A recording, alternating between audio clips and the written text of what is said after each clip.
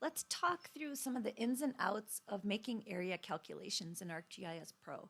I am working in version 3.1, I believe, so if things look a little different, that's probably why.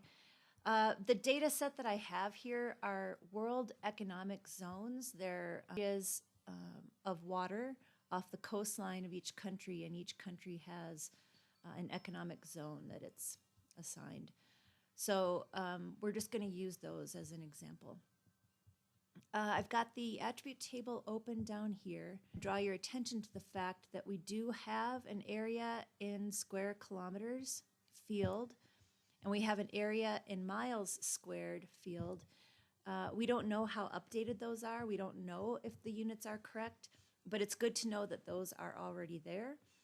What I typically do when I encounter a data set like this and I want to calculate the geometry, if there's an existing field, great. I just recalculate right into it because it's already there. The units are there. You could delete it and create a new one if you wanted to, but I would say just recalculate this. And so to do that, right click and go into calculate geometry. Okay, so the input features are those economic zones.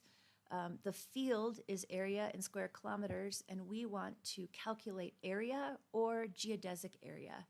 Now, the coordinate system at this scale is really going to impact the results. And so let's do one of each. First, we'll just calculate area using some kind of projection. What would make sense for calculating global area? We would want to use some kind of equal area projection. Let's take a look and see what we can find. So under projected coordinate systems, let's go down to world. And we're looking for something that is area preserving. So cylindrical equal area would be a good one. Okay. Area unit, we want to be square kilometers. And let's hit OK. Now it's going to update this field and overwrite the values that were already in there. And that's okay because we don't know where these came from in the first place, so there's no reason to preserve these. Okay, when that's done calculating, we're going to add a new field, and we'll just call it something to designate that we're going to calculate the area geodesically this time. So click the Add Field button, and let's call this area.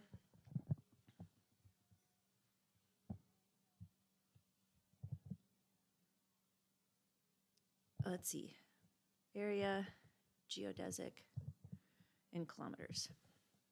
Too long.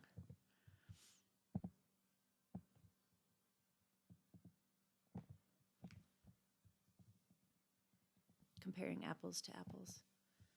Okay, then we save that, new field,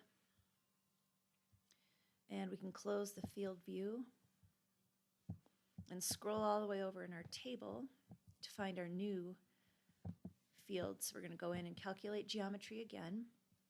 This time we want to calculate area geodesically.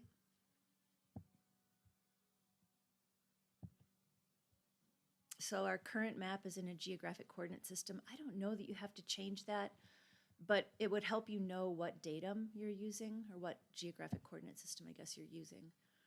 And then we're going to calculate it in square kilometers again.